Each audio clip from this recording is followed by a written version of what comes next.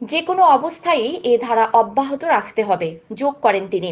পররাষ্ট্র মন্ত্রণালয়ের সাবেক সচিব সাব্বির আহমেদ চৌধুরী বলেন, 5 আগস্টের পর নতুন সরকারের সঙ্গে ভারতের কিছুটা দূরত্ব তৈরি হয়েছে। খুনের অভিযোগ থাকা নেতাদের সেখানে আশ্রয় দেওয়া হোক বা অন্য যে কোনো কারণেই হোক, সেটি হয়েছে।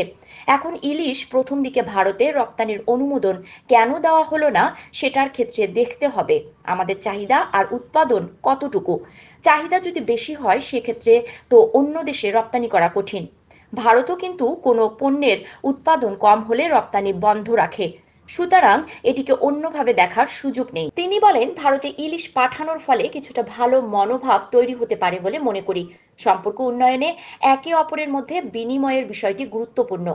ভারতের সঙ্গে যেহেতু আমাদের অনেক কিছুই দেয়া নেওয়া রয়েছে, তাই তাদের সঙ্গে একেবারে সেটি বন্ধ করার সুযোগ নেই এবং সেটি উচিত না। ইলিশ রপ্তানি নিষিদ্ধ, তবে ধর্মীয় উৎসব কেন্দ্র করে ইলিশ রপ্তানি শিথিল করুন, বিশেষ করে পশ্চিমবঙ্গে পূজার সময়।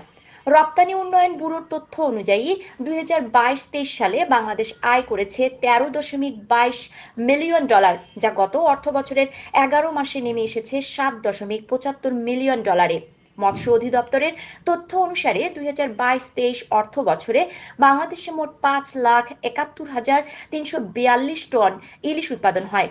2021-22 অর্থ বছরে ইলিশের উৎপাদন ছিল 566.593 টন। আসন্ন দুর্গাপূজা উপলক্ষে ভারতে 3,000 টন ইলিশ মাছ রপ্তানির অনুমোদন দিয়েছে বাণিজ্য মন্ত্রণালয়। শনিবার 21 সেপ্টেম্বর বাণিজ্য মন্ত্রণালয়ের এক বিজ্ঞপ্তিতে এ তথ্য জানানো হয়। গত বছর বাণিজ্য মন্ত্রণালয় 50টি সংস্থাকে 4,000 টন ইলিশ রপ্তানির অনুমতি দিয়েছিল।